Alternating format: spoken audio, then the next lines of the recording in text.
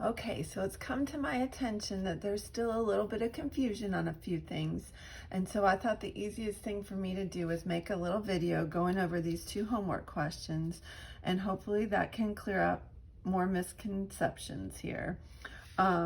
So this is Intro to Power Series homework, question 1A, because this was just sort of a general question, saying like, this question asks you to find the radius of convergence and the interval of convergence. So I think we're pretty good with that ratio test. And so I'll just do it real quick here. If we set up the limit as n goes to infinity, remember we got to do the n plus 1, but we don't care about the alternator. So this would be n plus 1 times x to the n plus 1. And then we're going to divide that by the original series, right? Power series, like so. And then we go to look, what can we algebraically get rid of? And I believe we're going to keep n plus 1 over n. We can't cancel anything out. Tempting to cancel those n's, but that's a big bad no-no in algebra. But this right here, the x to the n plus 1 times x, or over x to the n, the x to the n's can go, and we're going to have an x to the first, and it's going to stay up here. Really, it's in the numerator, okay? I don't like the way that looks, but anyway, we're going to go with it. And so now if we let n go to infinity, remember the x just is by itself there. This right here is going to go to 1 if n goes to infinity. We have same degree over same degree, so that's a 1. So the limit of this just becomes the absolute value of x, okay? Which we force to be less than 1, right? Because we know it has to be less than 1 to converge. And so our interval of convergence is going to be x is less than 1. Whoopsies. X is greater than -1, right? So at this point, that part's not that difficult, but we have to determine whether we can include the endpoints in our interval. So that's when you have to go back and say, I'm going to let x equal -1.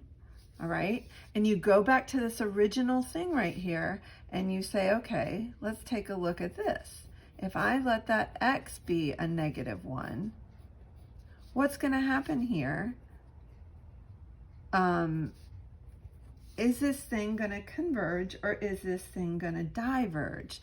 And it should be pretty obvious right here that this n, if we let that n get bigger and bigger, remember we're just going to be adding bigger and bigger numbers, and this is really what's called arithmetic, and this is going to go to infinity, okay? But then we get hung up on the fact that we have this -1 to the n and this -1 to the n, and what's going on with that? And we get hung up on those little details, forgetting that this is going to diverge. The limit of this is not going to equal 0, right? So this is going to diverge by the nth term test.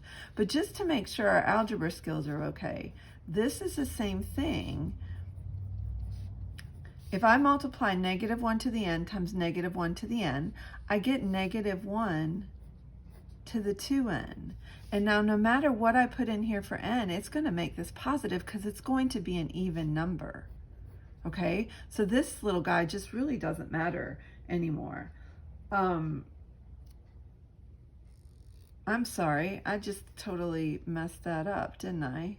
Wait, that is to the x, so -1 to the n. No, I didn't. That's right. I thought I had messed it up. But that would be -1 to the n because we're texting -1. So when I add those two things together, yeah, I did that right. So anyway, so this is just going to get bigger and bigger. This is just going to go to infinity. So this diverges by, we could say this is the nth term test, right? So let me remind you, when we do this ratio test and we get these endpoints, right, this helps us with our interval of convergence. But in order to determine whether we can include each one of these, we have to go back to those old tests that we learned in the last unit, and we have to use one of those tests. Now here, this is just the nth term test because this limit is going to be infinity, okay? So that's what we do there. And now if I let x equals 1, I get, I still have my -1 to the n, my n, and now I have I have 1 to the n. 1 to the n. And again, algebraically, I can combine these two things. But it doesn't really matter. This is always just a 1. So I really just have this right here. -1 to the n times n, right? And this is going to alternate, but if we let n go to infinity, this is just going to be alternating back and forth, positive, negative, positive, negative. It's still going to just get huge, right? It's not going to converge or go to 0. So we can say the same thing here. This diverges by nth term, okay? So that means for our interval of convergence, it's going to be open parentheses at -1 and 1. Now, the radius of convergence, hopefully that is easy to determine. That is just a 1. Okay, so again, I think what gets confusing is like, you have to put these endpoints in. So you replace the x. So you can see this.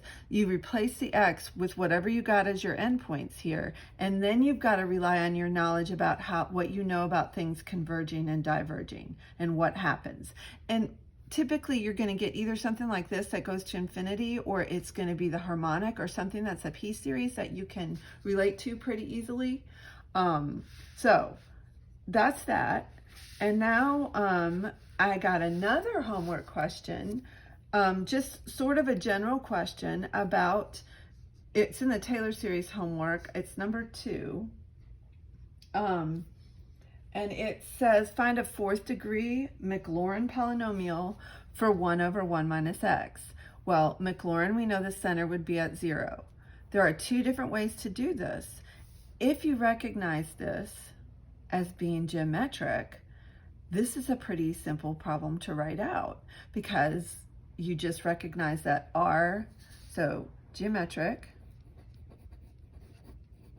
If you can identify your first term, which that's the 1 on the top, and you can identify what your R is, that's going to be x, because it's in the right form, 1 over 1 minus R, right?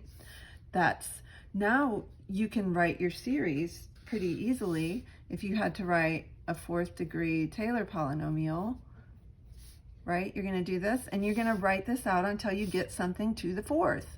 So the first term is 1.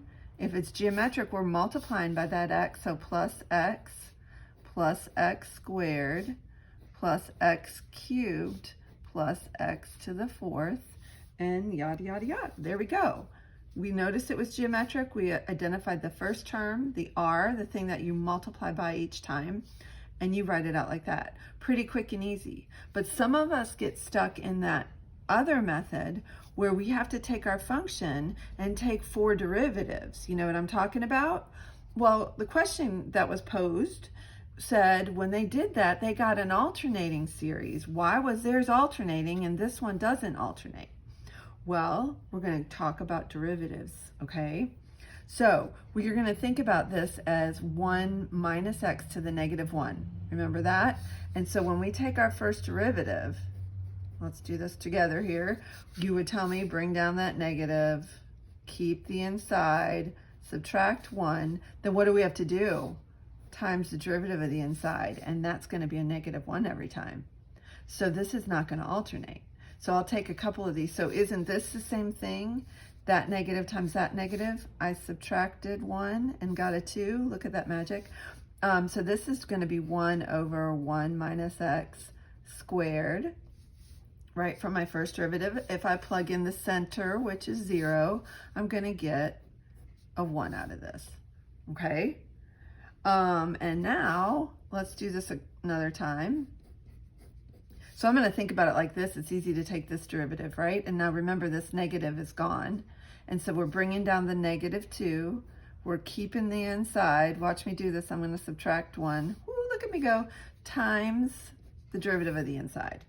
Notice that -1 and that 2 are going to, -2 times -1, it's going to make +2 over 1 minus x cubed. And I bet you can see what's going on. If we put a 0 in here, this coefficient is a 2 now. All right, one more time, and then you're going to trust me. So the third derivative, okay, we're looking at this right here, remembering it's positive really. So bring down the -3, keep the inside, subtract 1 times deriv of the inside. You get the idea. If we put a 0 in there, isn't this gonna just be a 3? Well, I'm having so much fun that I'm gonna do the fourth derivative because we need a fourth degree.